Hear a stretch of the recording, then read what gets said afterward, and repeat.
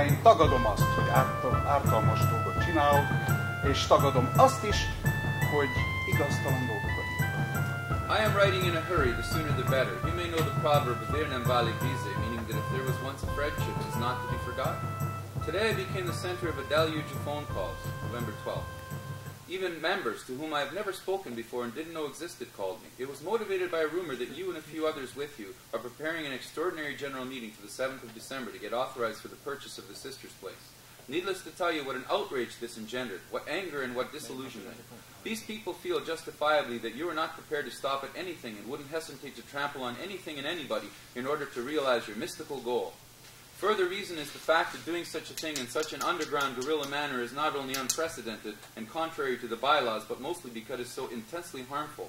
What a risky thing this would be to the House, I don't have to tell you. But the risk to you personally is not to be underestimated either. 3 of the callers today brought up the subject of turning immediately to the Attorney General to ask for an audit and a receivership. By the way, we've been audited 3 times in the last 2 years, including the PST and including the Charities Directorate. This would be the end of the House. I made an effort to explain that such a step would be the ultimate weapon, and its effect is just too devastating to be justified. But by now, thanks to your stupid obstinacy, not much of it will be needed, and one of those sanguine comrades will take the fateful step. The consequences to the House, of course, will be incalculable.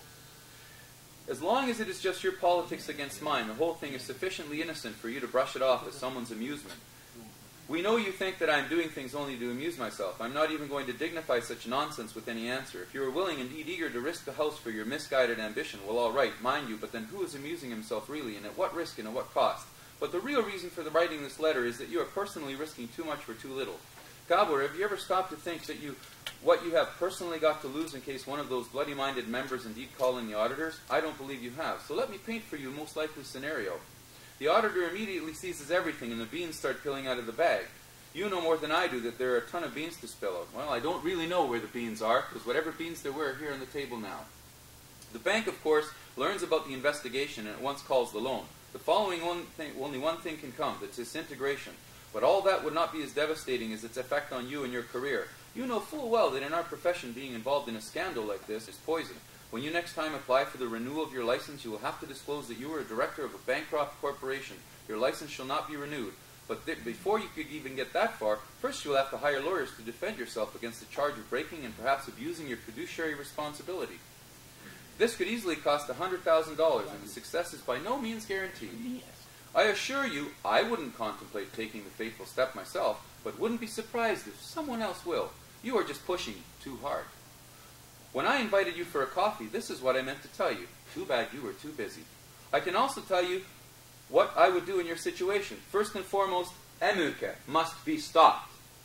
Recruiting the old folks with false promises of a Hungarian retirement home is an unconscionable, vile, and dishonest act, and it must be stopped before it is too late. The extraordinary meeting is also a bad idea, because there is no financial coverage.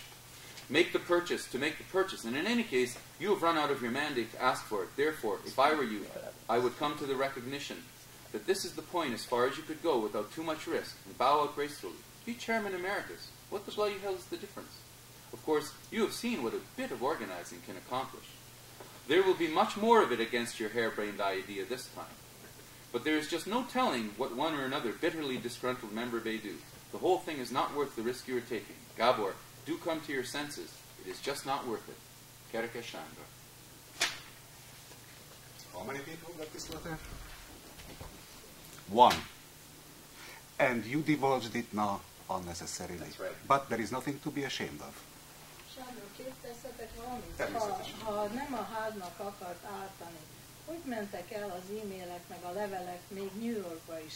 Hogy mindenhova, nem csak itt Torontóba vagy Kanadába, hogy jutottak el a jó indulatú levelek, amiben olyan dolgok vannak. Milyen jó indulat volt ebben, hogy elment például New Yorkig? Nekem itt nincs semmi befolyásom. Én elküldtem azoknak, akikről tudtam, hogy magyar házi tagok. Az én szándékaim nem megtűrik a felülvizsgálatot. De, hogy azok, akik megkapták, azok hova küldték el, a felett nekem semmiféle befolyásom nincsen. Én hasznos használója és áldozata vagyok ugyanannak a dolgoknak.